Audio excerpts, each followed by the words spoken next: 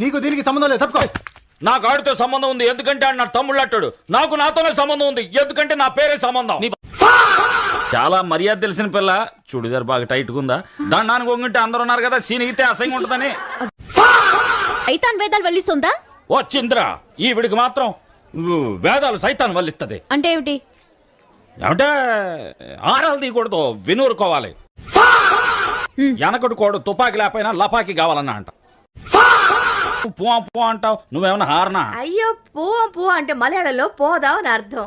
మరి హారన్ కనిపెట్టింది మలయాళం వాళ్ళ? అయ్యో కర్తావే. ఓ ఆయన మాలతి, మాలతి, మారుతా. నా బండిని చూస్తే మారుతులో ఉందని కంటికే.